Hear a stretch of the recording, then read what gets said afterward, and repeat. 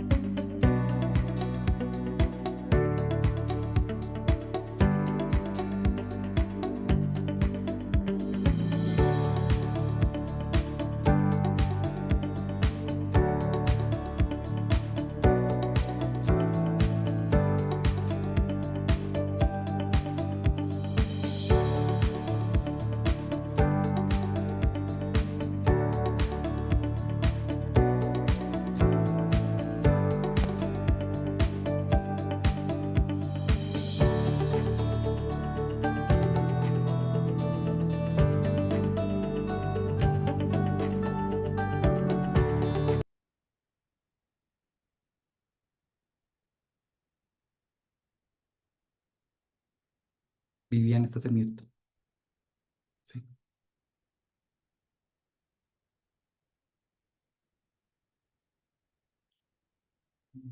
Al equipo técnico, ¿podemos arrancar? Estamos en vivo, William, si gusta Sí, inicio. listo, perfecto, gracias. Buenos días. En nombre del Observatorio de la OCDE y Políticas Públicas, conformado por Lead University y el Consejo de Promoción de la Competitividad, les damos la más cordial bienvenida a este webinario sobre Costa Rica ante el alza de los aranceles, retos y oportunidades. Nos acompañan hoy, en esta ocasión, Viviana Santamaría, socia fundadora de SEA Trade Consulting Group en Costa Rica, Juan Luis Zúñiga, director de la carrera de Comercio Internacional de Lead University, y Rodrigo Cubero, expresidente del Banco Central y asesor de la Junta Directiva del CPC. Mi nombre es William Segura, soy el vicepresidente del Consejo de Promoción de la Competitividad y estaré con ustedes guiando esta conversación. A manera de contexto, recordemos que a partir del 7 de agosto del año en curso, Estados Unidos impuso un impuesto a los productos costarricenses del 15%, aumentando en 5% o en 5 puntos porcentuales más la tasa del 10% que había establecido en abril del 2025. Estas medidas forman parte de una política de aranceles recíprocos que el gobierno estadounidense está aplicando a decenas de países con los que Estados Unidos mantiene un déficit comercial. En el caso específico de Costa Rica, el superávit comercial con Estados Unidos alcanzó 734 millones de dólares en el primer semestre del año pasado, lo que los coloca dentro de uno de los países impactados. Un nuevo capítulo se adiciona a esta historia cuando el 29 de agosto el Tribunal Federal de Apelaciones determinó que el presidente de los Estados Unidos, Donald Trump, utilizó indebidamente sus poderes de emergencia para imponer los aranceles.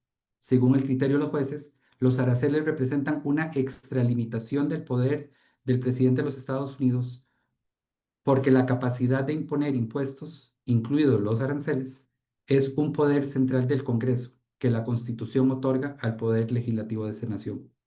Los aranceles siguen vigentes por ahora, debido a que ese tribunal retrasó la aplicación de su fallo este octubre.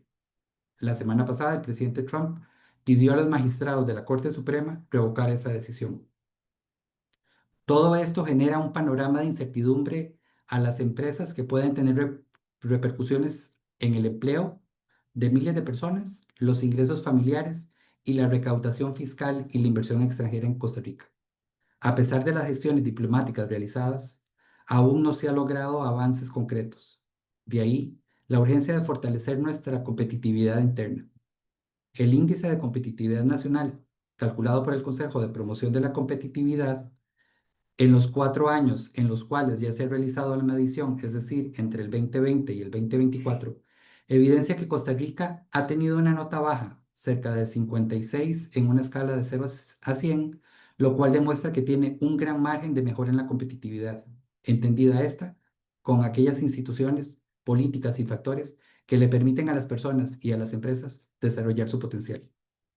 La Organización para la Cooperación y el Desarrollo Económico, la OCDE, nos ha llamado la atención en múltiples áreas en las que podríamos mejorar nuestra competitividad, entre ellas el sector energético, las cargas sociales, la infraestructura y la educación.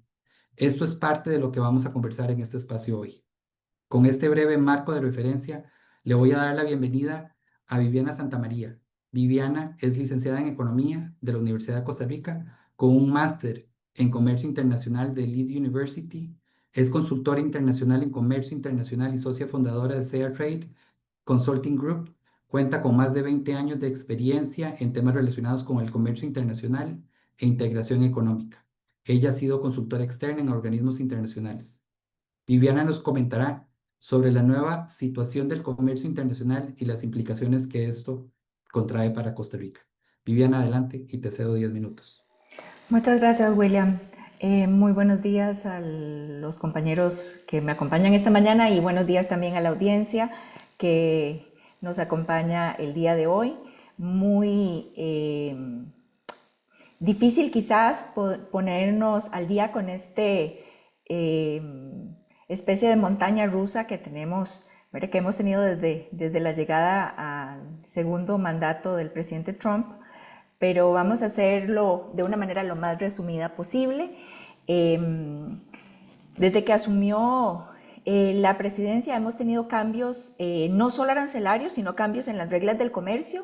Entiéndase las reglas del comercio que se derivan de la Organización Mundial del Comercio, es decir, las obligaciones que marco o sombrilla que tenemos todos los países para de ahí crear nuestras propias leyes internas, y también ha implicado un cambio en las reglas derivadas de los acuerdos comerciales. Para la administración Trump poco importa, ¿verdad? Lo que diga la OMC, y también parece ser que poco importa los compromisos a los que se han asumido en materia de acuerdos comerciales. Para las empresas, nuestras empresas exportadoras, especialmente las que destinan sus productos en su gran mayoría a Estados Unidos, esto ha implicado un enorme reto de adaptación y un enorme reto también de resiliencia, porque prácticamente todas las semanas tenemos cambios desde que el presidente Trump asumió el poder. Varias han sido las justificaciones para aplicar estos cambios en los aranceles, y ya estoy segura que muchos de ustedes las hemos visto en la prensa y demás. Protección de seguridad nacional ante riesgos por ejemplo, de los riesgos migratorios, los riesgos de tráfico de drogas, la protección de la producción nacional, la corrección de prácticas injustas, porque los productos de Estados Unidos han sido tratados de una manera injusta o no recíproca en los otros países del mundo, las reducciones del déficit comercial, el interés por volver a localizar empresas de Estados Unidos en el mercado estadounidense, estimular la producción y reducir el déficit fiscal. Cuando nosotros revisamos algunas cifras de cuál ha sido la recaudación en materia de aranceles para el gobierno de los Estados Unidos, uno tiende a pensar que al final de cuentas el objetivo termina siendo, o sea, llega a un punto de convergencia, y es fiscal.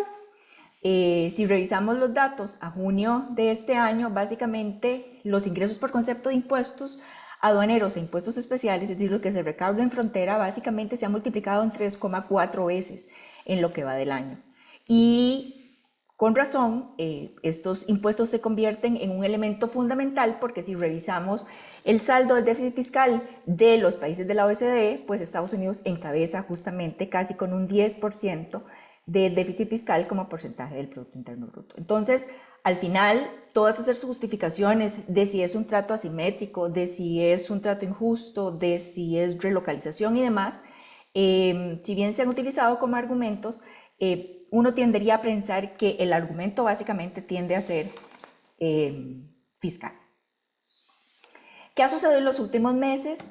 Como bien señaló don William Segura, básicamente algunos acontecimientos muy relevantes, y son el fallo del Tribunal Federal de Comercio Internacional en mayo de este año, que básicamente indica que el presidente se excedió en sus poderes para establecer aranceles sobre la base de la ley económica de emergencia. Y el fallo justamente a finales de agosto del Tribunal de Apelaciones, que 7 de los 12 jueces, uno no llegó a votar, 7 apoyó justamente lo que indicaba el Tribunal Federal de Comercio Internacional, y tuvo 4 votos, digamos, que discreparon de esta línea, en el sentido de que no necesariamente esta ley limita al presidente de los Estados Unidos, por lo menos esos 4 votos en contra, limita al presidente de Estados Unidos a tomar medidas, las medidas necesarias o relativas para impedir o limitar las importaciones. Esto, evidentemente, la administración del presidente Trump lo escaló a la Corte Suprema y el fallo de la Corte Suprema va a ser muy, muy relevante hacia final, en lo que resta, digamos, de este año, ya por sus implicaciones. En simultáneo, Estados Unidos ha llevado o ha conducido negociaciones de acuerdos comerciales y, entre comillas, lo podemos llamar de esa forma, porque en realidad no son los acuerdos comerciales a los que estamos acostumbrados a observar, ¿verdad? Sino que son acuerdos comerciales un poco más transaccionales que mezclan los temas políticos con los temas comerciales de una manera transversal, los temas militares, los temas energéticos, todo converge, digamos, es un acuerdo más transaccional, ¿verdad? Una especie de acuerdo transaccional. Y claramente la misma Casa Blanca dice que no se trata de acuerdos recíprocos, concesiones recíprocas, sino que son acuerdos no recíprocos. Dentro de los acuerdos que ha logrado Estados Unidos en los últimos meses ha sido un acuerdo con la Unión Europea. Básicamente, y uno de los rubros más importantes de ese acuerdo es que el arancel más alto que se le va a cobrar a la Unión Europea es el arancel del 15%, o el arancel Nación Más Favorecida, NMF, que es el arancel que actualmente aplica a Estados Unidos. El más alto de cualquiera de los dos es el que va a aplicar a la mayoría de los productos.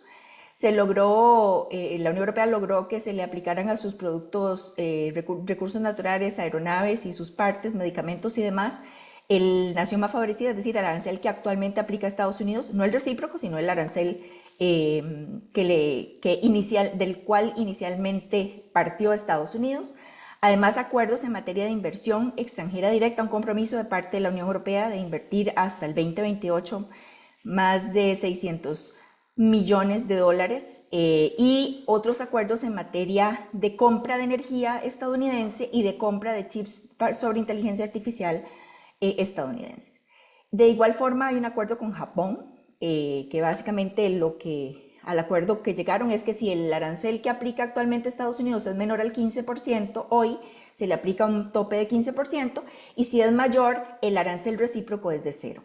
Esto nos lleva a una especie de luz, o nos da encontramos una especie de denominador común en el que parece ser que el arancel Nación Más Favorecida o el arancel base del cual va a partir ahora Estados Unidos ya no va a ser 0, ya no va a ser 10, ya no va a ser, no, sino que está ubicándose alrededor del 10%.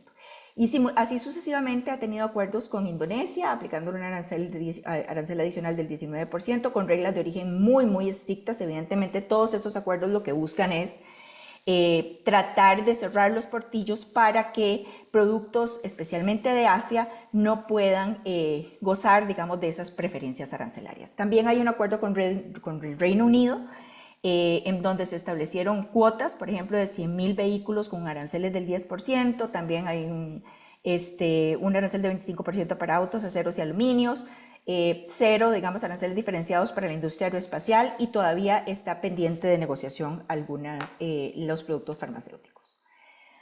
Hemos encontrado también en estas últimas semanas tratamientos particulares y diferenciados para algunos países, como por ejemplo es el caso de China, que a China los aranceles han cambiado de forma sustantiva, ¿verdad? Primero pasaron de 34 a 84%, luego al 125%, luego se bajaron a 30% y demás. Por ahora están suspendidas en vista de que el gobierno de Estados Unidos está negociando con el gobierno chino. La aplicación de los aranceles adicionales para el caso de China estarían suspendidos hasta el mes de noviembre. Adicionalmente, a Brasil, es al país de América Latina que les está aplicando el arancel más elevado, es un arancel del 50%, el 10% que ya teníamos a partir del día de la liberación, de inicios de abril, más un 40% que obedece básicamente a la violación de derechos humanos por parte de Brasil y al tratamiento que le han dado al expresidente Bolsonaro. Con Canadá y con México también se siguen aplicando aranceles adicionales, por lo menos en el caso de Canadá, 35% fuera del acuerdo que ya tienen con Estados Unidos y México, el TEMEC. Y en el caso de México logró un espacio de 90 días para aplicar el arancel adicional que básicamente se estaría venciendo durante los primeros días de noviembre. En las últimas noticias vimos también que a India se le está aplicando un arancel del 25% que ya teníamos a partir de julio, ¿verdad? De un 25% adicional, básicamente porque India estuvo estuvo importando petróleo ruso y esto fue una reacción de la administración.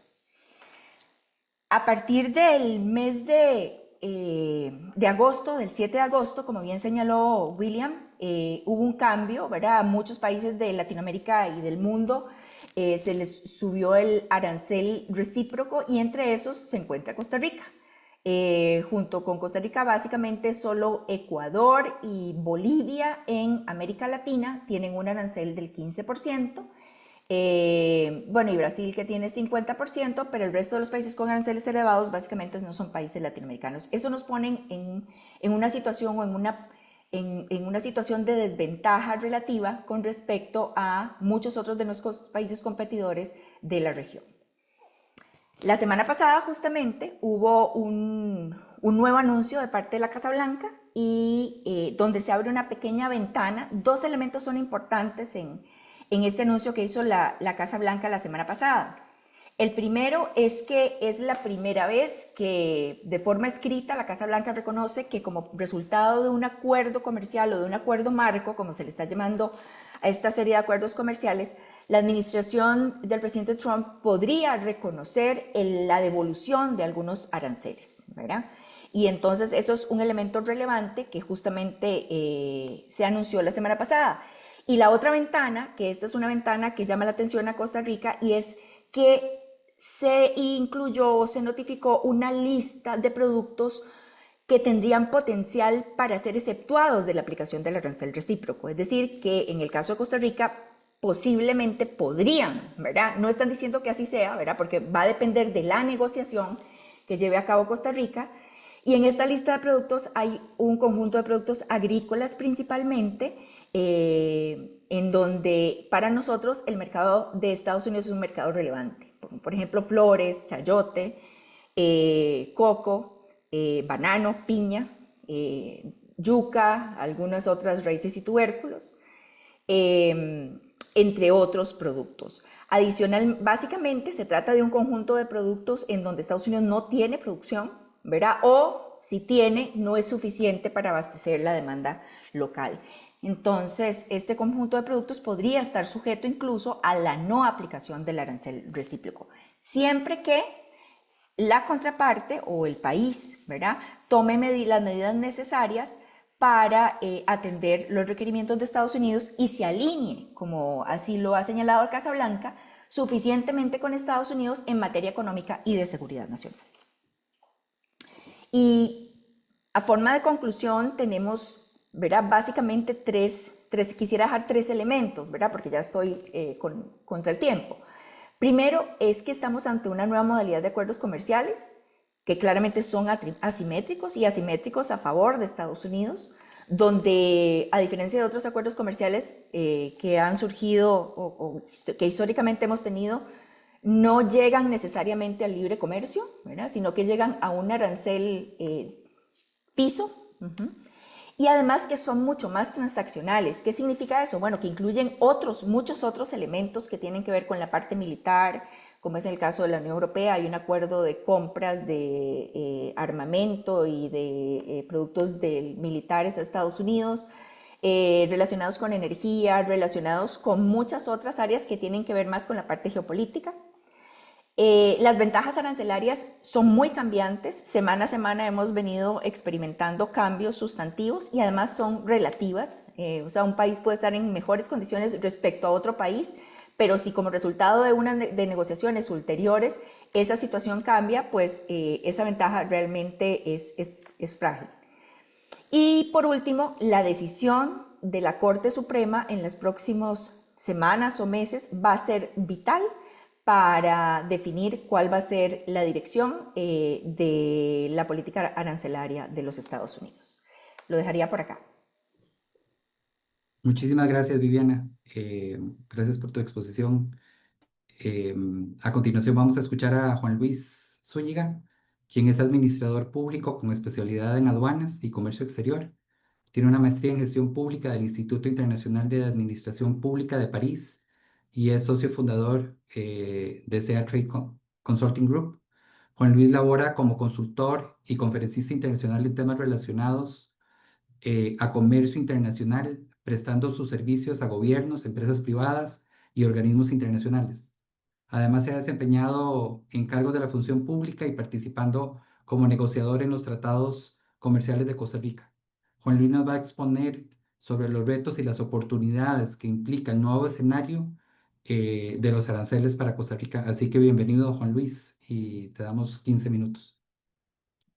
Muchas gracias, William. Muy buenos días a todos y todas. Gracias a mis colegas que están aquí en el foro virtual y bienvenidos a todos. Efectivamente, como lo decía Viviana, el panorama es un panorama complejo. En lugar de mejorar, se complicó recientemente con el incremento del arancel aplicable a nuestros productos en el mercado de Estados Unidos.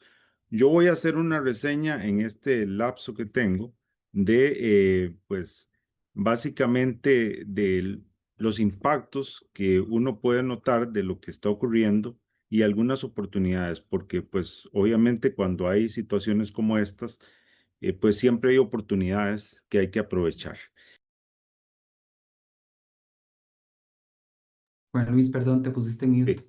En primer lugar, gracias, William. En primer lugar, me gustaría decir que algunos de los impactos más importantes y que pues no nos dejan de preocupar como país, el primero es un impacto global.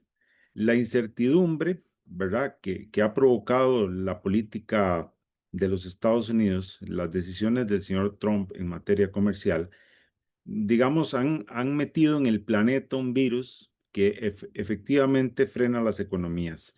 Digamos, uno de los aspectos más complejos en la economía es cuando hay incertidumbre. ¿Por qué? Porque las empresas, los inversionistas, los comerciantes detienen sus proyectos, detienen sus ideas de hacer negocios y obviamente eso nos impacta a nosotros. Un segundo tema es la erosión de la seguridad jurídica. La seguridad jurídica es un intangible fundamental en comercio internacional y yo creo que todos estamos de acuerdo en eso, pues eso es lo menos que hemos tenido en los últimos meses. Y hay que trabajar, lamentablemente o desafortunadamente, en ese escenario.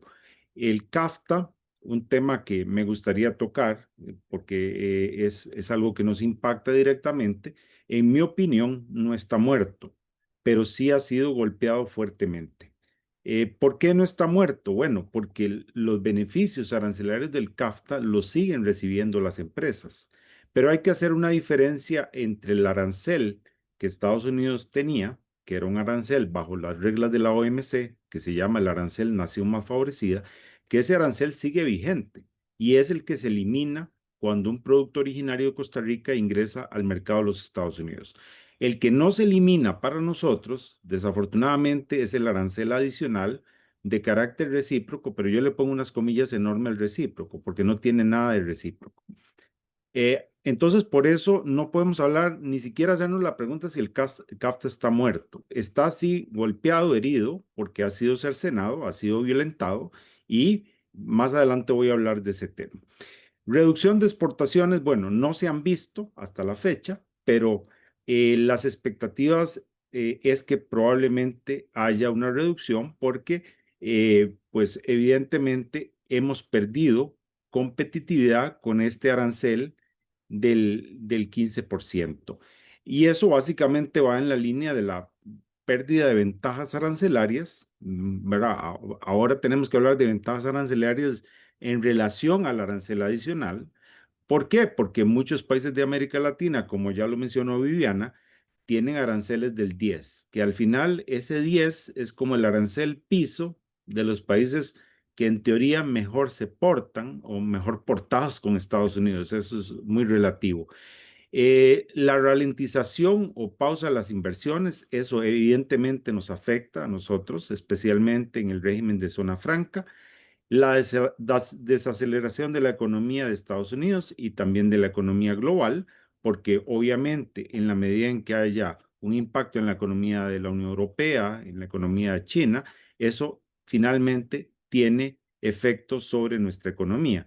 Creo que don Rodrigo va a referirse con mucho más propiedad a estos temas. ¿No se vislumbran represalias? Pues aquí hay un tema muy importante, a mi modo de ver las cosas, que es que por lo menos países como el nuestro, aunque siempre se ha hablado de que el imperio de la ley está sobre el poder económico, en esta situación particular, mi opinión es que no van a haber represalias, no va a haber retaliación, porque sería un poco, digamos, arriesgado hacer eso, sobre todo con una administración Trump que es bastante agresiva cuando alguien toma alguna medida contra ellos. El segundo grupo de impactos tiene que ver con el debilitamiento del sistema bilateral, subregional y especialmente el multilateral de comercio. La OMC en estos momentos está, después de muchos años, pero ahora particularmente en una pausa bastante grave para el multilateralismo global. No ha tenido capacidad para, digamos, oponerse o defender el multilateralismo ante la embestida de Trump. Evidentemente, la inflación en Estados Unidos, el incremento en la inflación y el impacto que podría tener en la demanda también nos puede afectar. La reconfiguración de las cadenas de suministro y el reacomodo de las cadenas globales de valor, aunque son impactos, podríamos aprovechar esos cambios. Y ahora lo voy a referir en mi siguiente diapositiva. Eh, Además, hay que hablar de un tema muy particular, que es el tema de México, que México ha sido uno de los países ganadores en esta tormenta arancelaria, porque hasta ahora ha salido ileso. No sabemos si eso se va a mantener o no. Sigue en pausa en la aplicación de aranceles adicionales. México en estos momentos recibe los beneficios del TEMEC para productos originarios y no está sujeto a aranceles adicionales. Entonces, evidentemente, es la economía, yo diría, del mundo que está mejor posicionada. Y si eso se mantiene, pues evidentemente va a tener un impacto sobre las inversiones y sobre el comercio de exportación costarricense, porque en muchos productos somos directamente competidores. Lo mismo sucede con los países de América Latina que ahora tienen un 10 y nosotros tenemos un 15. Entonces,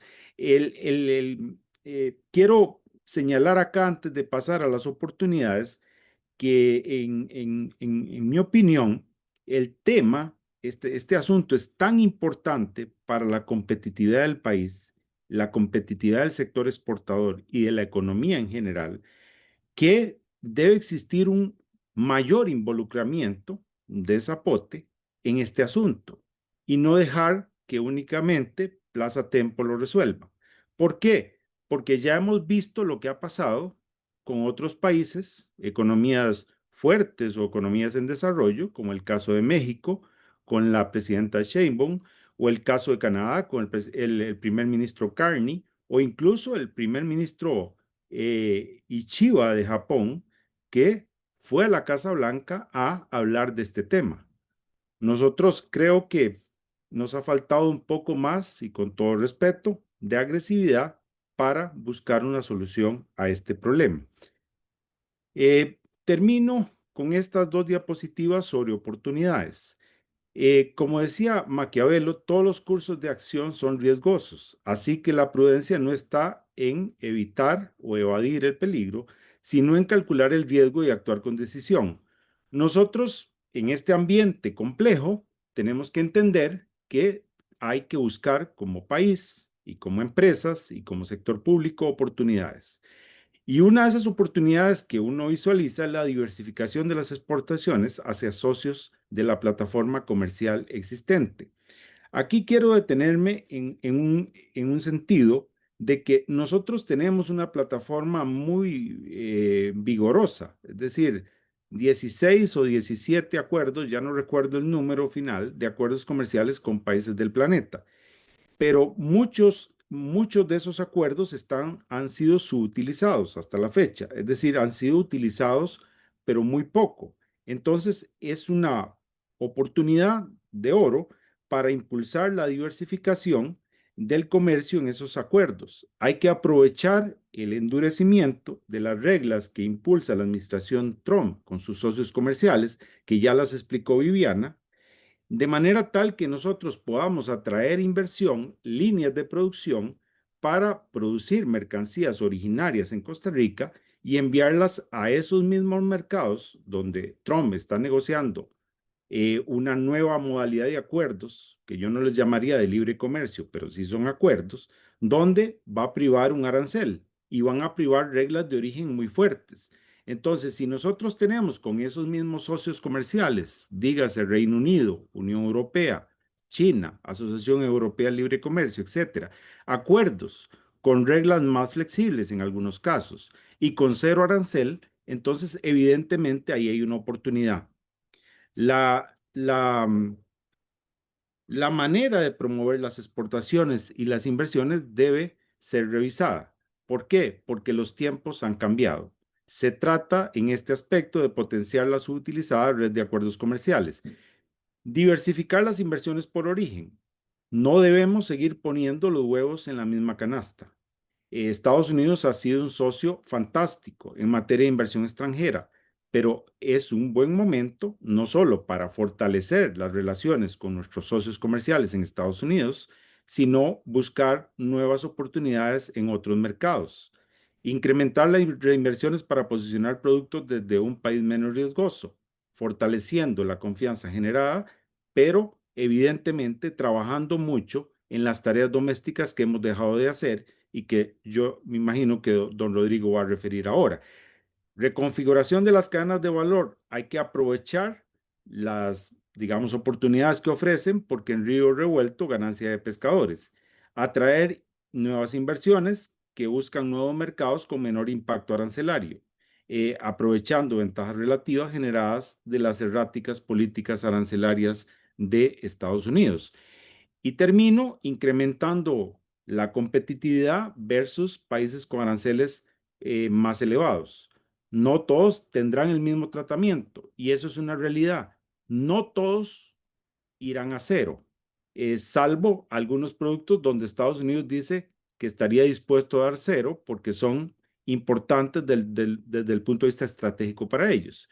Pero en su mayoría la base es 10, como lo dijo Viviana. Nosotros debemos trabajar al menos para que el 15 regrese al 10. Ese debería ser un objetivo primario. Compradores globales buscan alternativas de productos estadounidenses fabricados en América Latina. Nosotros deberíamos promover que algunas líneas de producción o algunas inversiones que están en Estados Unidos vengan a América Latina, vengan a Costa Rica para luego ir a mercados grandes con condiciones preferenciales. Fortalecer el comercio regional, intrarregional, con América Latina y el Caribe. Esto es una tarea que tenemos que impulsar, reforzar el posicionamiento como proveedor estratégico de Estados Unidos, no dejar de promover el comercio con Estados Unidos y pues también seguir impulsando el nearshoring, que es digamos, algo que no está muerto tampoco. No podemos dar por muerto el nearshoring, al contrario, debemos aprovechar todo lo que he mencionado para aprovecharlo. Y termino con dos frases. Una, ¿qué debemos hacer? Bueno, retomar políticas con una visión de largo plazo orientadas al desarrollo. Ahí creo que don William al principio de la presentación lo dijo, los grandes temas tenemos que retomarlos con mucha fuerza, con mucha visión de largo plazo y tratar de evitar el populismo confrontativo, fragmentador y sin resultados. Muchas gracias. Muchas gracias, Juan Luis. Eh, Seguidamente le vamos a dar la palabra a don Rodrigo Cubero, quien fue presidente del Banco Central de Costa Rica y subjefe de la división del hemisferio occidental en el Instituto de Capacitación del Fondo Económico Internacional, del FMI, además de otros cargos que ha desempeñado en ese organismo internacional. Don Rodrigo es doctor en Economía de la Universidad de Oxford, además posee un diploma de posgrado en Economía y una maestría en Economía Internacional de la Universidad de Essex, una licenciatura en Derecho de la Universidad de Costa Rica y un bachillerato en Administración de Negocios de la Universidad Autónoma de Centroamérica. Actualmente, Rodrigo es miembro de la empresa consultora CEPSA y asesor de la Junta Directiva del Consejo de Promoción de la Competitividad, entre otras labores que desempeña. Rodrigo nos va a hacer una reflexión sobre la pregunta: ¿cuál debería ser la estrategia de Costa Rica ante el nuevo escenario de los aranceles? Así que, don Rodrigo, adelante, el escenario es todo suyo. Perfecto, William. Muchísimas gracias y muchas gracias a la Universidad Lidia y al CPC por la oportunidad de conversar con ustedes esta mañana. Un saludo para doña Viviana, don Juan Luis. Un placer y un honor estar con ustedes en este panel. Como les decía William, la idea de mi presentación es tomar la parte final, la pregunta de cierre, después de la presentación de doña Viviana sobre cuál es el escenario que se abre ante el viraje de políticas en los Estados Unidos, de don Juan Luis sobre las implicaciones que eso tiene para Costa Rica. La idea es ahora enfocarnos en cómo debe responder el país ante estos retos. Y bueno, estoy compartiendo pantalla. Espero que ya se esté viendo una nueva presentación. William, nada más confirma, Sí, por favor, correcto, si se está viendo. correcto, Sí, correcto. perfecto. Ok, hagamos un breve repaso de los mecanismos de transmisión, digamos, de la cadena de transmisión por la que las medidas del señor presidente Trump afectan o podrían afectar a la economía nacional. Y aquí, como doña Viviana y don Juan Luis, enfatizo que hay incertidumbre porque tenemos, primero, ya una trayectoria de varios meses de va y viene de la Casa Blanca en materia de aranceles, los pone, los suspende, los sube, los baja, y ahora además tenemos la posibilidad de que se vengan abajo los aranceles por virtud de una decisión de la Corte Suprema de Justicia. Eso está por verse. Tenemos que esperar para ver qué decide finalmente la Corte Suprema. Entonces hay mucha incertidumbre, pero digamos, tomando a valor facial lo que tenemos hoy en día.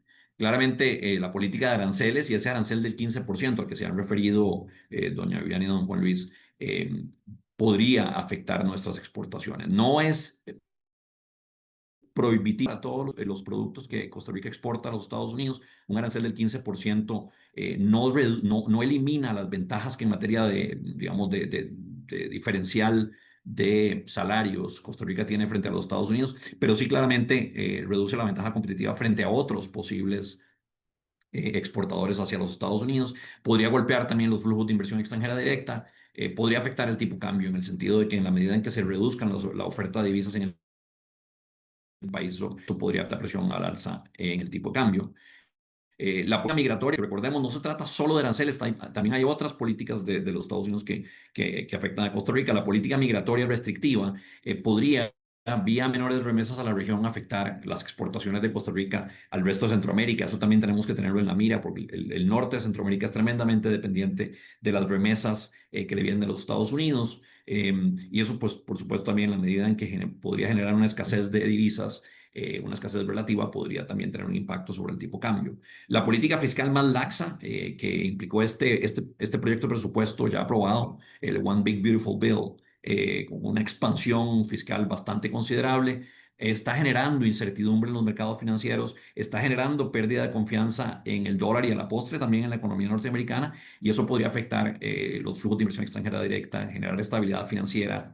Y en general podría afectar, digamos, la estabilidad de nuestro principal socio comercial. También ha habido anuncios de recortes en flujos de ayuda y de cooperación, el cierre de la AID, etcétera, que también podría golpear a las exportaciones a la región, en los países del norte de Centroamérica, en mayor dependencia de esos flujos de cooperación.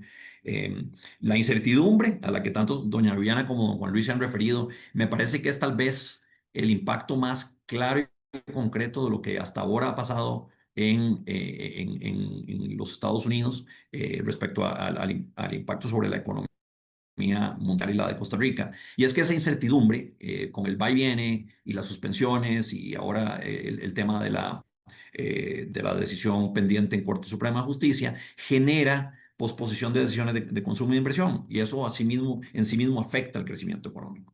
Y por supuesto la política de mantener un dólar débil que ha seguido en contraposición a lo que ha sido una tradición de muchas décadas en los Estados Unidos, esa política de dólar débil que ha anunciado la Casa Blanca también podría afectar eventualmente los flujos de inversión extranjera directa y hasta la estabilidad financiera en Estados Unidos, y eso podría impactarnos en Costa Rica. Entonces, el impacto posible de todo eso sobre la economía nacional sería vía menor crecimiento de las exportaciones. Yo no vería tal vez una caída en las exportaciones necesariamente, pero al menos una ralentización en el ritmo de crecimiento que hasta ahora ha sido bastante bueno desde zona franca. Tal vez menores flujos de inversión extranjera directa. Aquí esto es algo que nos podría golpear mucho el que ha sido el motor principal de crecimiento en las últimas décadas en Costa Rica. Una desaceleración consecuente en el crecimiento económico nacional, cierta presión hacia la depreciación del colón, mitigada por la política de dólar débil en Estados Unidos, que en la medida en que se debilita el dólar, pues se fortalece el colón frente al dólar. Entonces hay un efecto compensatorio ahí. Alguna gente ha hablado también de que la mayor inflación que las medidas sobre todo las medidas arancelarias y de restricción migratoria podrían tener sobre la inflación en los Estados Unidos, que ese impacto se va a importar a Costa Rica, y eso podría redundar en mayor inflación. Yo creo que el impacto de la inflación importada va a ser en todo caso menor, y mitigada por un menor crecimiento mundial y local, y sobre todo también mitigada por la posibilidad de que se desvíe comercio hacia el resto del mundo, incluyendo Costa Rica. Si pensemos en todos sus productos del resto del mundo que ahora ya no logran ingresar a Estados Unidos sin aranceles, incluyendo los productos de China, pues esos productos se van a volcar al resto del mundo, incluida Costa Rica, y eso va a generar una cierta presión a la baja en los precios. Entonces, el impacto inflacionario me parece que va a ser bajo.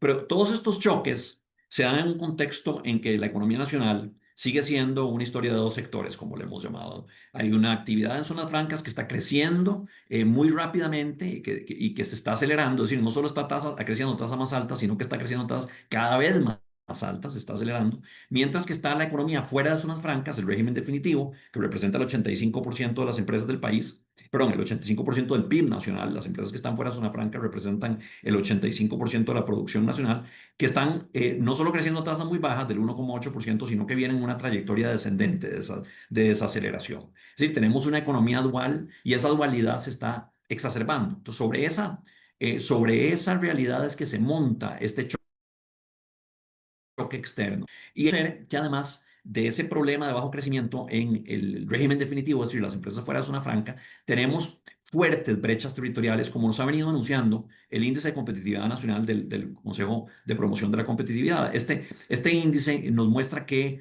los indicadores de competitividad son mucho más altos para las empresas en el gran área metropolitana de lo que son fuera de la gran área metropolitana, y especialmente en las zonas costeras y fronterizas. Ahí sí tenemos problemas de competitividad muy serios. Entonces, además de que el país como un todo tiene serios problemas de competitividad que están afectando al régimen definitivo, esos problemas son todavía más serios en las zonas costeras y fronterizas. Y eso lo podemos ver también en el mapa de competitividad cantonal que nos presenta el índice de competitividad nacional del CPC. Ahora, podemos preguntarnos cuáles son las causas de esta baja producción en el régimen definitivo, en las empresas fuera de zona franca. Y eso en realidad refleja una combinación de factores cíclicos y estructurales. Entre los factores cíclicos están la postura restrictiva a las políticas fiscal y monetaria. La postura restrictiva a la política fiscal es inevitable porque venimos tratando de reducir el déficit fiscal después de una trayectoria insostenible de las finanzas públicas, y esto es consecuencia básicamente de la aplicación de la reforma fiscal de diciembre del 2018, pero la postura restrictiva a la política monetaria es enteramente gratuita y discrecional. Es decir, es una decisión que tomó el Banco Central, no está obligado por ley ni por nada a tomarla, y en realidad es completamente incoherente con la situación actual de la economía nacional. Y eso ha llevado a su vez una fuerte apreciación nominal y real del colón, que en parte refleja fuerzas estructurales como el auge de la inversión extranjera directa y las exportaciones de zona franca, pero que está golpeando el crecimiento económico. Y en general estamos frente a un círculo vicioso de bajos salarios, baja demanda interna y menor crecimiento del régimen definitivo, que está muy orientados al mercado interno, y eso está generando una especie de espiral deflacionaria en en la economía interna. Y como si fuera poco, tenemos el aumento de criminalidad que se ha dado en los últimos 2, 3 años, sobre todo en el aumento de los homicidios. Pero también hay causas estructurales sobre las que nos ilumina muy bien el informe de competitividad nacional y que tienen que ver con factores que sobre todo golpean los costos de producción, la facilidad con que las empresas producen en el país y la tasa de retorno a esa inversión. Es en general factores que nos golpean, como bien decía William, la competitividad. Por ejemplo, los altos costos laborales, particularmente los costos patronales a la seguridad social, los costos de la energía, la mala calidad de la infraestructura de transporte, la carga regulatoria, los costos financieros, brechas territoriales que ya vimos, sobre todo en la provisión y acceso a servicios públicos, educación, salud, brechas en conectividad, la creciente escasez de mano de obra calificada y las consecuentes brechas salariales también entre trabajadores más y menos calificados, y costos de información y coordinación para la operación de las empresas, particularmente las de fuera de zona franca, porque las de zona franca tienen todo el apoyo de CINDE, de Procomer, y eso les ayuda a sobreponer ciertas barreras, pero las que están fuera están desprotegidas. Esas son las causas que principalmente están afectando el desempeño económico del régimen. Por eso se suprapone este choque externo del que nos han hablado también doña Viviana y don Juan Luis. Entonces, ¿qué debe hacer Costa Rica? ¿Cómo debe responder ante estos retos? Bueno, en materia de política comercial, y aquí concuerdo plenamente con don Juan Luis, no es un tema solamente, decía el de Plaza Tempo, es un tema también de zapote, en el sentido de que esta política comercial debe ser llevada al nivel más alto para poder negociar de tú a tú con los Estados Unidos. Me parece que ahí pasa por mantener un diálogo muy pragmático con los Estados Unidos, de nuevo, al más alto nivel, para poder asegurar que se dé una reducción en la tasa arancelaria que nos han fijado del 15%, que ya bien lo explicaron ellos, nos ponen una desventaja frente a la mayoría de los países de América Latina y particularmente frente a México, y que Costa Rica pueda seguir siendo anfitriona de empresas extranjeras, sobre todo empresas norteamericanas, que produzcan bienes y servicios para los Estados Unidos. Ojalá que logremos negociar algo que nos permita seguir operando con tranquilidad en esos campos. Pero por supuesto que también, como bien decía don Juan Luis, tenemos que seguir diversificando mercados, profundizando acuerdos de libre comercio e inversión y buscando atracción de inversión extranjera directa con otros socios. Aquí particularmente importante va a ser la Unión Europea, en la que ya tenemos un acuerdo de asociación, el este asiático, con el que tenemos que seguir profundizando lazos comerciales y de inversión, y América Latina. Con todos estos países tenemos que explorar nuevos mercados y también nuevas oportunidades para atraer inversión extranjera directa. En política monetaria y cambiaria me parece que es clave que el Banco Central reduzca aún más la tasa de política monetaria. Eso permitiría estimular la demanda interna, impulsar el crecimiento de la actividad económica fuera de zona franca y permitir que la inflación retorne gradualmente a esa meta del Banco Central de 3%, que ya por mucho tiempo se viene incumpliendo sistemáticamente en un escenario donde además la inflación ha estado muy terca y renuente a subir. Y permitir, a su vez, que el tipo de cambio, me refiero a que el Banco Central debe permitir que el tipo de cambio se ajuste al alza ante este shock negativo externo. La reacción natural en un mercado donde el tipo de cambio flote libremente ante este choque externo negativo que hemos sufrido es que el tipo de cambio se ajuste al alza. Entonces el Banco Central, su tarea debe ser no impedir que se dé ese ajuste, por un temor que sería en este caso claramente erróneo e infundado a un posible impacto inflacionario en un contexto donde la inflación subyacente se ha mantenido muy baja por mucho tiempo. Aquí hay que entender que el tipo de cambio sería el mecanismo natural de ajuste para poder mitigar el impacto de este choque sobre la economía nacional. Me refiero al choque por los aranceles y las demás políticas de la administración Trump. De manera que hay que dejar operar ese mecanismo, no hay que impedirlo, no hay que frenarlo excesivamente. Yo entiendo que se intervenga para evitar que haya digamos, un ajuste desordenado del tipo de cambio, pero claramente hay que dejar que ese ajuste se dé. Por otro lado, y esto es muy, muy importante, hay que priorizar las reformas estructurales, que son cada vez más urgentes, y me refiero aquí a la agenda de reformas estructurales para estimular la competitividad del crecimiento, a los que ha venido apuntando la OCDE, pero también el Consejo de Promoción de la Competitividad, incluyendo en el informe de competitividad nacional que alumbra las áreas donde realmente tenemos falencias. ¿Cuáles áreas? Bueno, primero, la reducción de cargas patronales mediante una reforma al modelo de financiamiento de la seguridad social.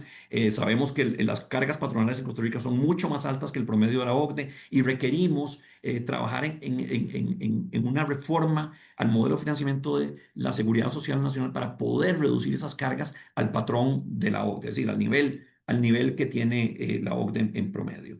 Esto permitiría no solo estimular el empleo formal y consecuentemente la reducción del desempleo, sino también generar un mayor crecimiento de muchas empresas que están tratando de mantenerse por debajo del radar porque volverse formales y asegurar a sus empleados les sale tremendamente costoso. También es importantísimo reducir las tarifas eléctricas que no son competitivas a nivel internacional y eso va a requerir seguir impulsando la agenda de APR y regulación del sector eléctrico. Tenemos que crear un espacio fiscal para aumentar el gasto público en infraestructura vial y portuaria y de conectividad, que son las áreas donde donde nuestro récord internacional es realmente vergonzoso, particularmente en la infraestructura vial y portuaria, que es calificada como pésima a nivel internacional, y también para darle espacio al gobierno para gastar más en la provisión de servicios públicos básicos como salud, educación, alcantarillados, especialmente fuera del área metropolitana. También necesitamos crear capacidad institucional para poder confiar un poco más la construcción de infraestructura crítica en alianzas público-privadas, en las llamadas concesiones. Y eso va a requerir construir mucha capacidad institucional porque nuestro Consejo de Concesiones, el Consejo Nacional de Concesiones, tiene una muy débil capacidad institucional en la actualidad. Tenemos que seguir avanzando en la simplificación de trámites, la reducción de barreras de acceso a los mercados. Esos son temas en que la OCDE también ha venido insistiendo. Reducir las distorsiones que atenazan el sector financiero, por ejemplo, el peaje bancario sobre los bancos privados y las cargas parafiscales sobre los bancos tanto privados como públicos, que en última instancia en lo que redundan, en lo que implican es que aumenta el costo de intermediación financiera encareciendo el costo del crédito para todos los costarricenses. Y además es muy importante que el Banco Central reduzca el encaje mínimo legal, que es altísimo. Un 15% está salido digamos, de todos los promedios internacionales. Tenemos que reformar la calidad, tenemos que hacer reformas para mejorar la calidad de la educación pública y es muy importante, como ha venido señalando la OCDE, mejorar los procesos de selección, entrenamiento y evaluación de desempeño de los maestros, pero también tenemos que enfocar las antenas en la educación vocacional y sobre todo mejorar la coordinación entre las empresas, las universidades y el INAH para asegurar que se suplan las destrezas que las empresas están realmente demandando, por ejemplo, el bilingüismo, conocimientos técnicos en materias STEM. Necesitamos mejorar las redes de cuidado. Esto es clave también, como lo ha señalado la OCDE, para aumentar la participación femenina en el mercado laboral. Y esto permitiría potenciar también el crecimiento en el régimen definitivo, más allá de todas las ventajas económicas y sociales que para las mujeres esto podría tener.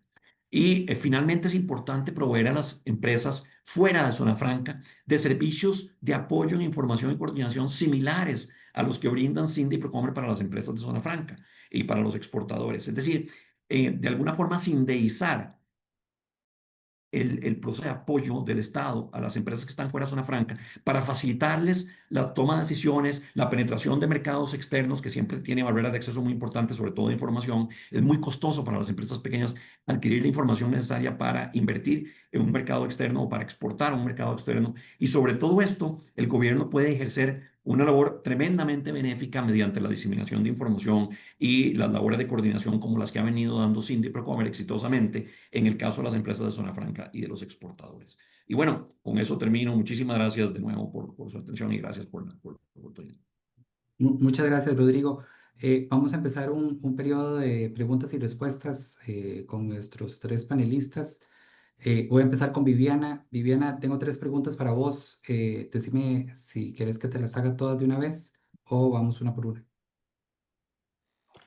Como quieras, o sea, si quieres todas de una vez. Ok. La primera es, ¿cuál considera que debería ser el papel de los organismos internacionales como la OMC frente a las tensiones comerciales y las nuevas políticas arancelarias? ¿En qué medida el aumento de los aranceles podría contravenir los principios y los acuerdos establecidos en los tratados internacionales de comercio? ¿Qué mecanismos de resolución de disputas tienen los países, a manera de ejemplo, como Costa Rica, eh, dentro de la OMC o en otros organismos? ¿Y qué tan efectivos son estos mecanismos de resolución de disputas en ese contexto? Y si hay alguna estimación del impacto en términos de empleo y del PIB para Costa Rica sobre la afección de los aranceles del 15% que actualmente tenemos. Gracias. Vamos a ver si recuerdo todas, pero voy a hacer el mejor de los esfuerzos. Vamos a ver, en cuanto al papel de la OMC y de los organismos internacionales, creo que es un momento oportuno para replantearse. Ya la OMC, no solo ahora con la administración del presidente Trump, sino desde que ha estado amarrado ya desde hace varios años en no tener, digamos, el órgano de apelación, justamente porque uno de los países, Estados Unidos, ¿verdad?, explícitamente ha, de alguna manera, condicionado o frenado la elección de quienes conforman el órgano de apelación como última instancia del mecanismo de solución de controversias de la OMC. Ya desde ahí la OMC tenía que haberse replanteado un poco, no solo su forma o la forma de tomar los procesos de decisión, ¿verdad?, sino de los temas que deberían abordarse en el marco de la OMC. Y desde hace mucho tiempo, varios expertos han venido hablando de una reestructuración completa, digamos, de las reglas del comercio. Entonces, yo creo que más bien en ese sentido estamos tarde, ¿verdad?, para promover, digamos, cambios que permitan una organización más ágil quizás en la toma de decisiones. Es algo muy sencillo de decir, pero es algo complejo, ¿verdad?, porque son muchos países los que participan. En cuanto a las implicaciones del aumento de aranceles y cómo esto choca ¿verdad?, o se, digamos, limita de alguna manera las obligaciones y los compromisos del marco de los acuerdos comerciales, en el caso específico de Estados Unidos, sin duda, así es. O sea, hay una norma que está en casi todos los acuerdos comerciales, por lo menos que tiene Estados Unidos firmados con los otros países del mundo, que es el compromiso de no subir el arancel base pactado en ese acuerdo comercial. O sea, el arancel base a partir del cual inicia la desgravación. Ese es, ¿verdad?, el hecho de establecer aranceles adicionales, ¿verdad? Eso es una cláusula que todos los tratados tienen, ¿verdad? Entonces, empezando por ahí, ya hay una violación clara de una norma contenida en los tratados. La tercera pregunta que me parece que mencionaste, William, es ¿qué mecanismos, o sea, de solución de diferencias, ¿verdad?, o qué opciones en mecanismos de solución de diferencias tiene Costa Rica? Costa Rica sigue teniendo la posibilidad de elevar este tema, digamos, en el marco del CAFTA, del Tratado de Libre Comercio, que tiene un mecanismo de solución de diferencias porque hay un incumplimiento claro del tratado. Y si quisiera, algunos países han hecho el intento de escalarlo, digamos, a nivel de OMC. Sin embargo, aquí yo quiero, digamos, hacer un llamado en el sentido de que sobre la base del entorno en el que nos encontramos, de la posición que tenemos y del avance de las negociaciones, y que no estamos ante un gobierno, ¿verdad?, de Estados Unidos, si se puede llamar, entre comillas, normal, con los que hemos negociado en otras oportunidades. Creo que no es una buena idea escalar, digamos, cualquiera de estas, digamos, incomodidades a nivel de los mecanismos de solución de diferencias. Primero, porque en el caso de los mecanismos de solución de diferencias de la OMC, Estados Unidos ha sido claro en que no los ha querido acatar. O, digamos, si decide escalarlo al órgano de apelación, no hay órgano de apelación, entonces, ¿verdad?, caemos ahí en un limbo jurídico. Y dos, si es en el marco del CAFTA, ¿verdad?, hay que valorar muy bien los pros y los contras y cuántas posibilidades tendríamos, digamos, de ganar un panel a ese nivel. Y si no, podríamos salir, digamos, nos podría salir, digamos, un poco, como dicen por ahí en la calle, más caro el caldo que los huevos. Así que habría que valorar muy bien, digamos, y sopesar cuál es el beneficio. Quizás aquí la línea es seguir negociando ¿verdad?, en la medida de lo posible, atender los requerimientos de Estados Unidos y, como me parece que señaló Juan Luis hace un rato, tratar de revertir por lo menos ese 15% al 10% que tenemos. Y lo dejo por ahí. No sé si me faltó alguna. Muchas gracias, Viviana. Juan Luis, vos dijiste que Costa Rica no ha sido muy agresiva en la negociación. Están preguntando si puedes dar algunos ejemplos en los que nosotros como país podríamos mejorar el proceso de negociación. Sí, yo creo particularmente que, vamos a ver, la gran pregunta que muchos nos hemos hecho y que no hemos tenido mucha información, ¿verdad?, de por qué ocurrió, es por qué nos subieron el arancel de 10 a 15, siendo un país con las características como el nuestro. Es decir, un país donde estamos llenos de inversión extranjera estadounidense, donde tenemos una relación de larga data con Estados Unidos. Somos amigos, un país amigo, pero nos trataron mal, es la verdad. Entonces, la gran pregunta es ¿por qué? Digamos, y yo creo que nadie en esta sala, ni fuera de esta sala, tiene la verdad absoluta, porque probablemente la información pues no fluya por razones obvias, confidenciales. Pero sí es claro que hay una serie de temas que se han considerado como irritantes, que en algún momento Estados Unidos le señaló a Costa Rica. Es una lista taxativa de temas donde desafortunadamente nosotros no los atendimos en el tiempo y con digamos, la entereza que se requería. ¿Y cuál es el problema? Que probablemente en la valoración que hizo Estados Unidos dijo, pues, si no me han resuelto estos temas, voy a tomar una decisión en ese sentido. Entonces yo creo que tenemos mucha oportunidad para lograr resolver algunos temas, que muchos de esos no son concesiones, digamos, gratuitas, son simplemente cumplir la ley. Y voy a citar solo un ejemplo, porque podemos hablar muchos casos acá. ¿Por qué no autorizamos permisos fitosanitarios para la importación de ciertos productos agrícolas? Bueno, en el pasado, porque se han tomado decisiones políticas de no hacerlo, simplemente para no afectar a la producción local. Entonces, ese es un tema realmente delicado. O sea, no estamos hablando de que le estamos dando concesiones a Estados Unidos, concesiones en materia fitosanitaria. Simplemente lo que debemos hacer es cumplir la ley. Punto. Si el producto cumple las normas fitosanitarias y además paga arancel, en algunos casos, como el caso de la papa, debería poder ingresar al país. Eh, y ahí sumo otros temas, por ejemplo, el uso de licencias piratas en el sector gubernamental, que es un tema muy grave. Entonces, vamos a ver, y si a eso hay que sumar que ahora nos meten a todo el sector agrícola en un arancel de 15, que ahí sí nos ponen una dificultad de pérdida de competitividad relativa, entonces y ahora, como decía Viviana, hay una oportunidad de sentarse y ver exactamente dónde podemos abordar temas de interés de Estados Unidos para lograr incluso volver a cero. Y pongo el ejemplo de café, que estaba en la lista, ¿verdad? Tuya, Viviana. El café tiene 15% en este momento. El café colombiano tiene 10%. Yo creo que no hay que ser muy especialista para darse cuenta que hay un problema ahí y hay que trabajar para resolverlo. Entonces, podemos seguir dando ejemplos. Yo siento que el gobierno, digamos, debe tomar este tema con mucho más fuerza para lograr, pues, algún cambio en esos aranceles que obviamente en estos momentos nos están afectando.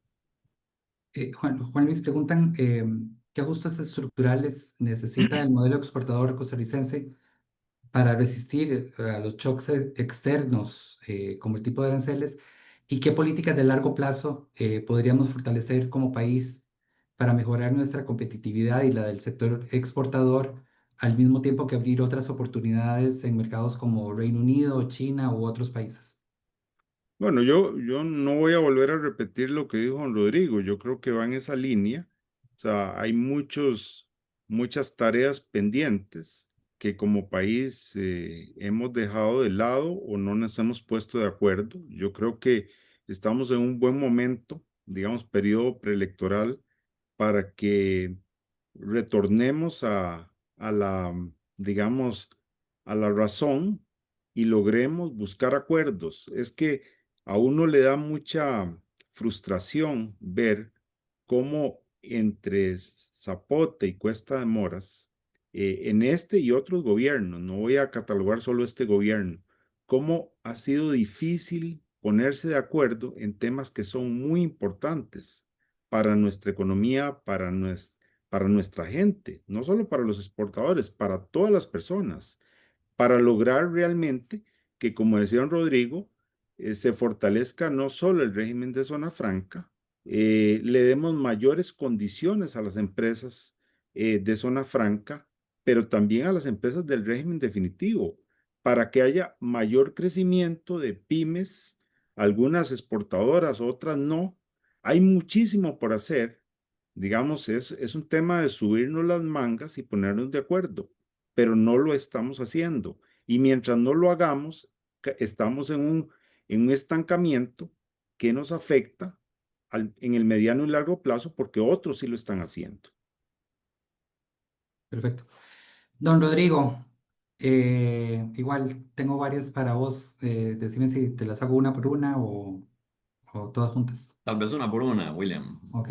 Por favor, muchas gracias. ¿Cuál debería ser la política cambiaria de Costa Rica de cara a este nuevo orden comercial que nos estamos enfrentando?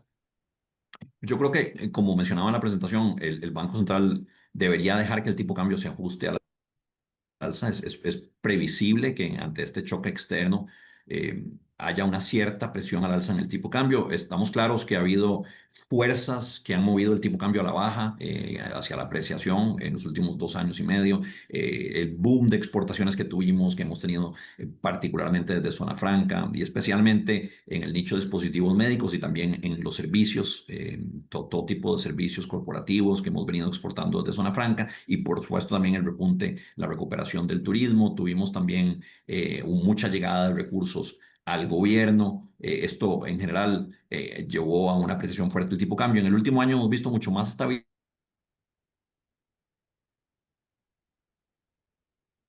Rodrigo. como que muy significativamente cuando vemos la balanza de pagos del país, se redujo muy significativamente el superávit de divisas en los diferentes rubros, y eso ha llevado a una cierta estabilidad en el tipo de cambio y es previsible que y estos choques, sobre todo el choque arancelario del que hemos venido conversando, efectivamente se materializan una vez que la Corte Suprema de Justicia decida sobre la materia. Es posible que haya una presión al alza en el tipo de cambio y lo que toca es que el Banco Central deje que se dé ese ajuste, que el tipo de cambio se ajuste hacia una depreciación, de manera que se mitigue el efecto negativo del choque arancelario para los efectos de los exportadores. Es decir, si los exportadores tuvieran que absorber en su margen de ganancias una parte de ese arancel que ahora tendrían que pasar a pagar en los Estados Unidos, particularmente ese 5% adicional, digamos que si los exportadores de café, como para seguir adelante con el ejemplo de don Luis y doña Viviana, quisieran seguir compitiendo de tú a tú con el café colombiano, tuvieran que absorber ese 5% adicional de arancel que le está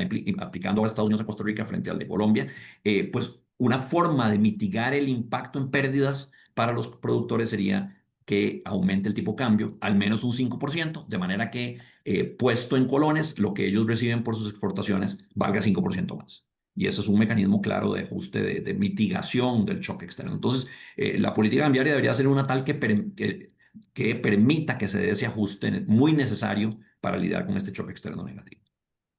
Ligado a este tema del tipo de cambio, consultan, dice que con la aprobación del Genius Act va a existir un efecto en el precio del dólar por las nuevas formas de emisión y también por una posible emisión por parte de la Fed. ¿Cómo deberíamos leer el tema de los aranceles frente al precio del dólar en el corto y en el mediano plazo?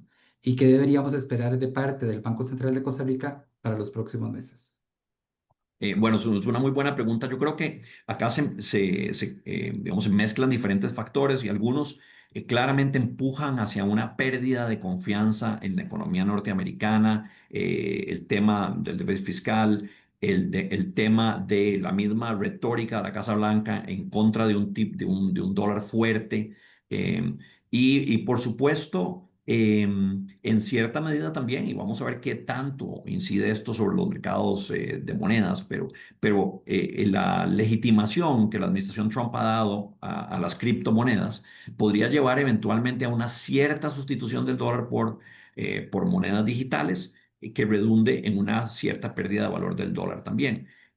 Todo eso, lo que implica es que el dólar se deprecia frente a otras monedas internacionales, incluyendo el colón, es decir, que el colón se fortalece, es decir, nos mueve en la dirección contraria de lo que nosotros necesitamos. Y eso implicaría que tenemos que trabajar entonces, navegar contra una corriente todavía más fuerte para lograr que el tipo de cambio en Costa Rica se deprecie frente al dólar.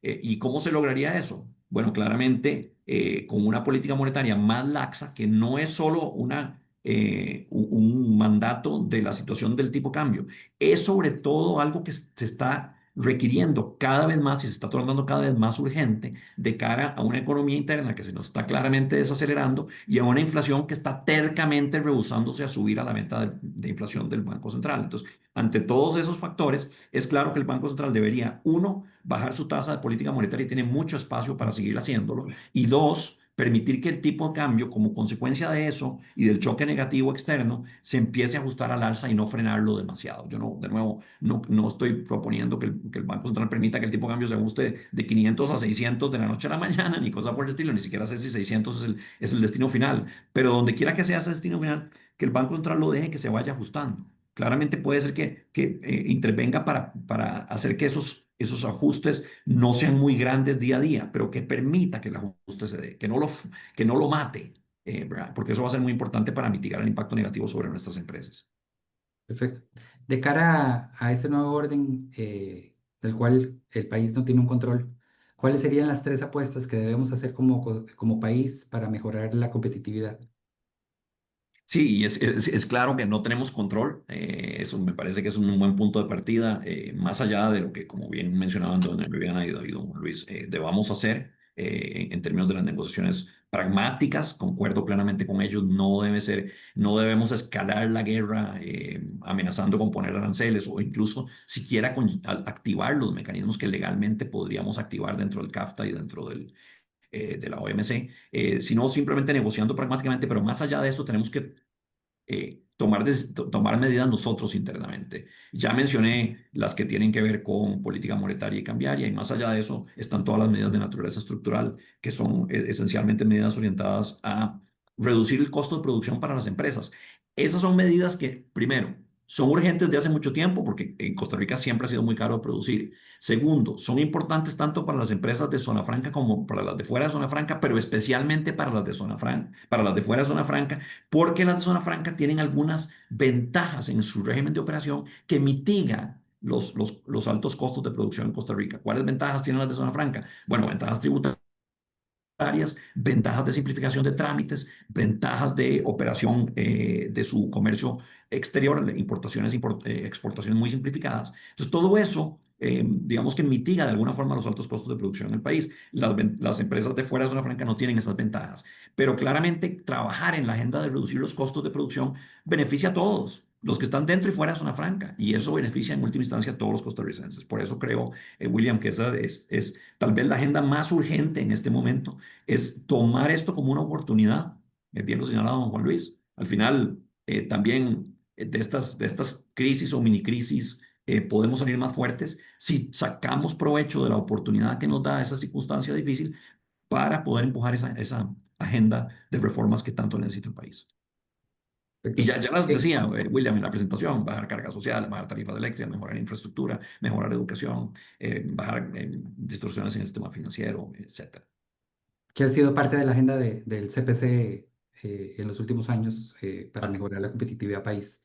así es, así es. Juan Luis, preguntan qué tan vulnerables son las empresas de zona franca en la actualidad en Costa Rica ante estos cambios eh, y si existe el riesgo de que alguna de ellas o algunas de ellas decidan cerrar o trasladar sus operaciones a otros países ante la diferencia de aranceles que existe hoy entre Costa Rica y otros países.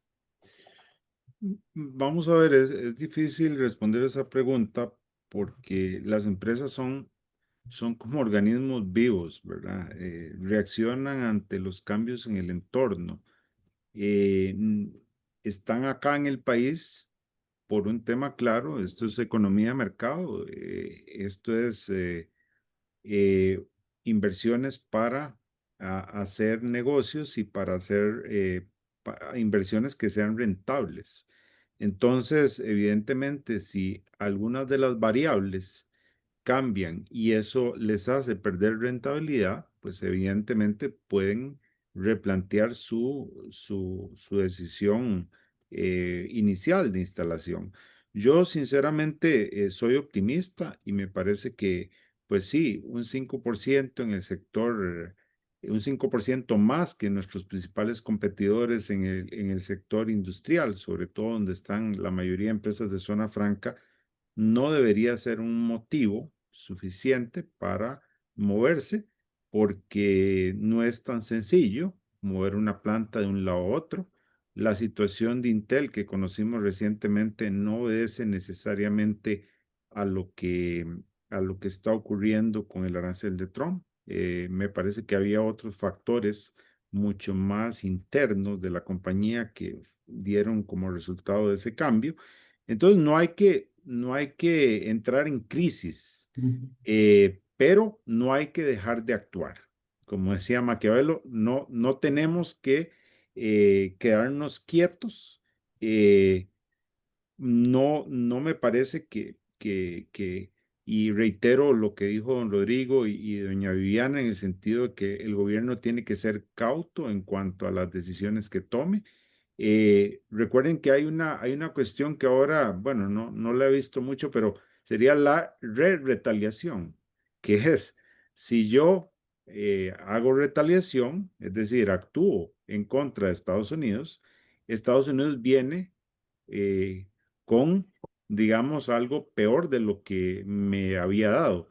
Entonces, en ese sentido, hay que ser muy cauteloso y hay que pensar de manera pragmática, pensar en que hay que sentarse a la mesa para ver cuáles son los aspectos que Estados Unidos quiere que nosotros tomemos en cuenta y valorarlos desde una óptica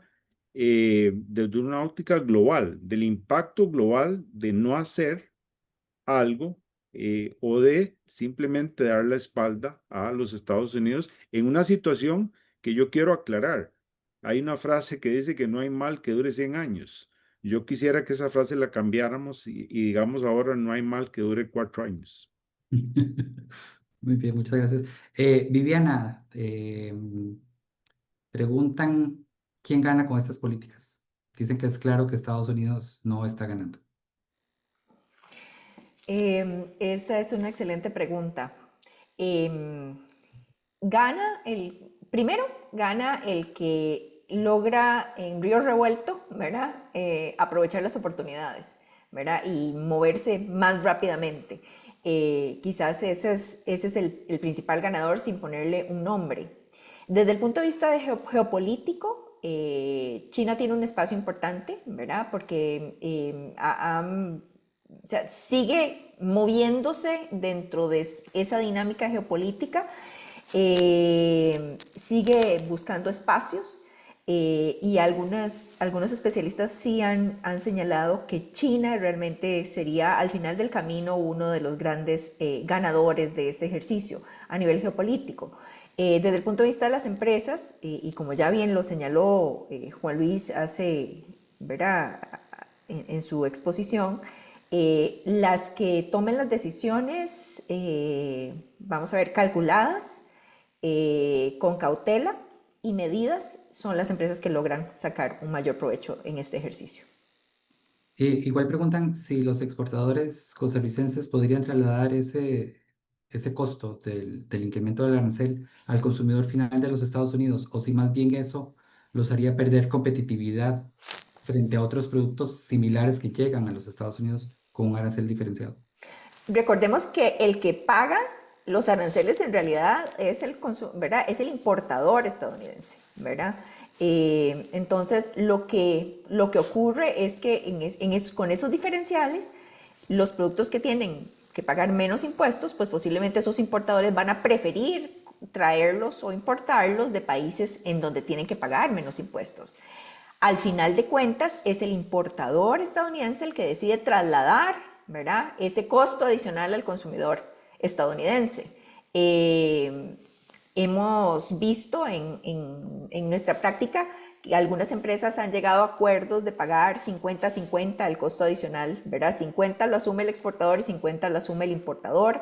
Entonces han llegado algunos acuerdos de esa naturaleza para tratar de mitigar, ¿verdad?, esos costos adicionales. Lo que habría que replantearse es si eso podría ser sostenible, digamos, en el tiempo y por cuánto tiempo. Rodrigo, ¿qué vas a aportar? Sí, quería complementar un poquito lo que ahora decía Viviana sobre estas dos preguntas, que son realmente preguntas importantes. La primera, ¿quién gana en todo esto? la respuesta es nadie. O sea, esto es perjudicial para todo el mundo. La política de aranceles no solo perjudica al resto del mundo, perjudica muy claramente a los Estados Unidos también. Claro que salen ganando algunos operadores dentro de los Estados Unidos, los que compiten con importaciones, ¿verdad? Que antes entraban sin aranceles y ahora, o con aranceles bajos y ahora pasan a entrar con aranceles más altos. Entonces, esos productores ganan cierto nivel de competitividad, pero la economía norteamericana como todo se debilita. Y eso claramente va a llevar a una desaceleración en el crecimiento económico de los Estados Unidos y podría llevar a una pérdida de productividad en los Estados Unidos, y eventualmente también está golpeando a exportadores desde fuera de los Estados Unidos. Y son pésimas noticias para todo el mundo. Ahora, hay una motivación muy clara desde el punto de vista político, ¿verdad? Para llevar adelante estas medidas.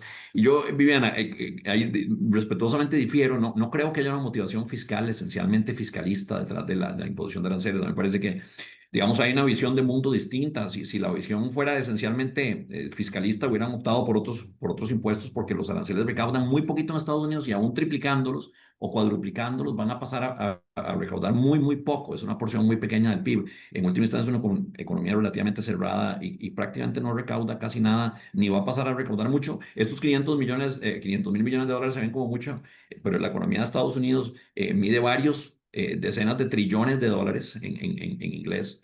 O sea,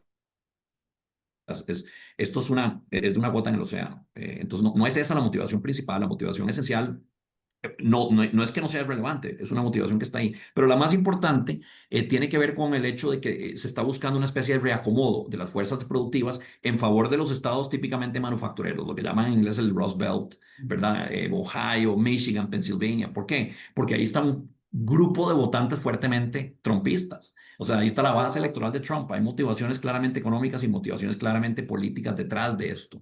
¿Verdad? Hay toda una nueva visión de los Estados Unidos, una visión romántica, donde Estados Unidos tiene que volver a ser un país manufacturero, digamos, sin percatarse del hecho que Estados Unidos se ha enriquecido enormemente del proceso de terciarización, es decir, de fomento de la industria de los servicios y de la innovación en las últimas 4 décadas.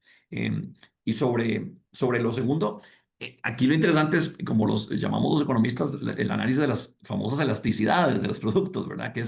Es qué tan sensible es la demanda de un producto frente a variaciones en su precio. Entonces hay productos que son altamente elásticos y productos que no, o sea, cuya demanda no se mueve mucho ante cambios en el precio. Los que tengan baja elasticidad le permiten al productor exportarle a los Estados Unidos con el arancel, y sabrán que tal vez los consumidores no van a dejar de consumir mucho. Y esto es especialmente el caso de productos que no tengan competidores, ¿verdad? Que no tengan sustitutos claros. Em, Ahí podríamos estar tal vez hablando de los dispositivos médicos que Costa Rica exporta, al menos inicialmente, porque México va a lograr exportarlos sin arancel. Pero por el otro lado tenemos los productos agrícolas, por ejemplo, que son fáciles de sustituir, que digamos un banano producido en Costa Rica, podemos decir que es mucho más rico que el de Guatemala, pero mentira, al final terminan siendo más o menos parecidos y el consumidor gringo los percibe como parecidos. Entonces los de Guatemala entran con un arancel más bajo que los de Costa Rica. Posiblemente también el consumidor norteamericano en última instancia pueda decidir consumir más manzanas y menos bananos. Entonces, ¿ahí qué pasa? Terminará el productor costarricense teniendo que absorber una buena parte del arancel, so pena de no poder exportar a los Estados Unidos. Entonces, esta elasticidad va a ser fundamental en determinar cuáles productores y exportadores hacia los Estados Unidos podrían salir más o menos afectados como consecuencia del arancel. Ojalá que el arancel termine cayéndose en la Corte Suprema de Justicia. Ojalá que esto no sea, pero no sea algo que se materialice. Pero bueno, sobre eso, Hay que esperar nada de qué eso dice el depende de juez. nosotros. Así es, Julia, así un es. comentario breve nada más sobre eso que decía don Rodrigo. Yo creo que sí, efectivamente, la administración Trump puede querer que las empresas vuelvan. La pregunta que uno haría ante esa disyuntiva es si lo van a hacer, porque los costos de producción en Estados Unidos nunca van a ser inferiores a los de países en desarrollo, a los de economías como las de América Latina o algunas economías de Asia. Entonces, esa puede ser como un argumento desde el punto de vista político para congraciarse con los votantes, ¿verdad? Pero que en la práctica eso vaya a ser real es Ujú. bastante difícil. Es Totalmente de bastante acuerdo. difícil y lo que va a ocurrir es que la oportunidad para para nuestros países sigue estando ahí. Totalmente de acuerdo. Sí. No, perfecto. Bueno, ya se va acercando el tiempo de cierre. En nombre del Observatorio sobre OCDE y políticas públicas, conformado por la Lead University y el Consejo de Promoción de la Competitividad. Les damos las gracias por habernos acompañado a Viviana, a Rodrigo y a Juan Luis. Yo me quedo con cosas que decía Juan Luis y dijeron los tres, de no entrar en crisis, de tener claro hacia dónde queremos caminar, pero que sí debemos actuar como país. Y es ahí donde nosotros como país podemos sí buscar estrategias de corto y mediano y largo plazo para mejorar la competitividad del país, entre ellas la apertura y el fortalecimiento del sector eléctrico, la reducción de las cargas sociales, la mejora en la educación, con el fin de poder tener una mejor competitividad como país frente a nuestros competidores. Recordarles nada más que este webinario ha sido grabado y está disponible en las redes sociales tanto del Lead University como del CPC para que puedan revisarlo y compartirlo. Y agradecer de nuevo la participación y el interés en este tipo de espacio. No quiero cerrar sin recordarles que en noviembre el CPC estará presentando su quinto informe de competitividad nacional, así que todos invitados a mantenerse pendientes de las redes sociales con el fin de tener más información sobre este informe que saldrá próximamente. Así que muchísimas gracias y muy buenos días. Muchas gracias a todos. Hasta Gracias, buenas luego. Buenos tardes. días.